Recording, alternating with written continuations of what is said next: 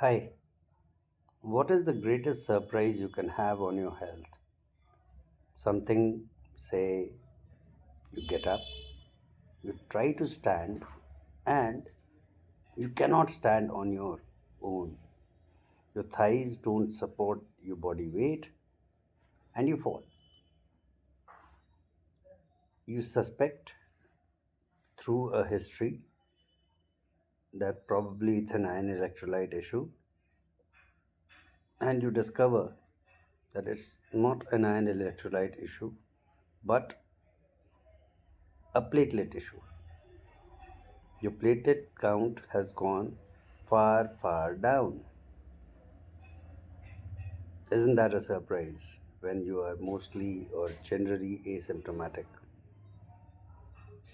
Except that, say, about a week back, you were in a similar situation and then you were having fever and some loose motions.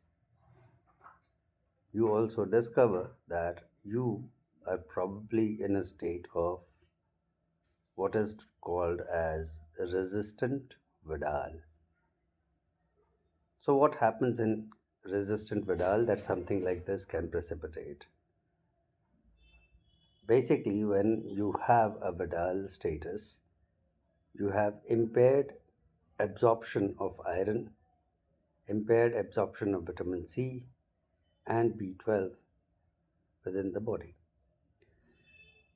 During that period, if you were taking some sour fruits, the complaint may be reversed for a while, but as soon as you stop, the freezing can come back.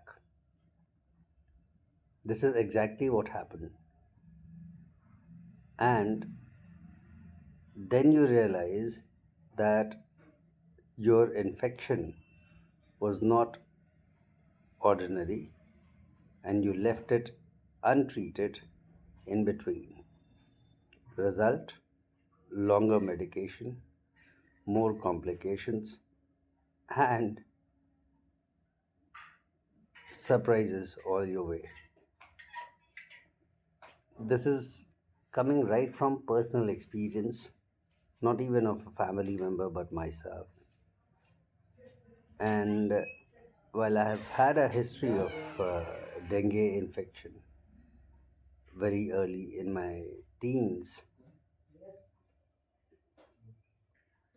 I also relate to the idea that I was exposed to mosquitoes about 2 weeks back and 2.5 weeks back, and it was quite severe. So either it comes from there or it comes from the resistant vidal. More likely the resistant vidal. But the depression in platelet counts can cause severe freezing of your thighs that you just cannot stand was something more of a practical discovery than something I would have remembered from my theoretical studies. It took me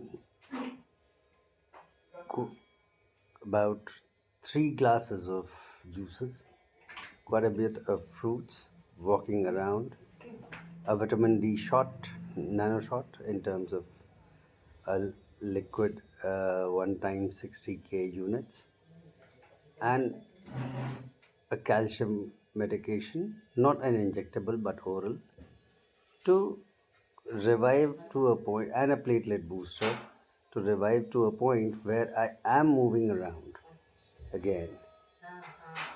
But, and it's 24 hours since. But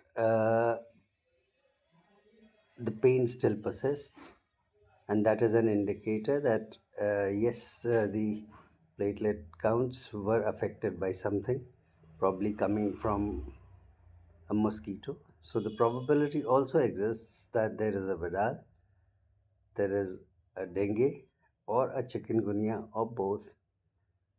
So such complicated states are never a part of textbook as such. These are conditions you encounter at the clinical level, and you handle them accordingly. I will share more through the coming period of time as I discover new things across this experience of self treatment. Of course, right now I am under the guidance of a couple of physicians,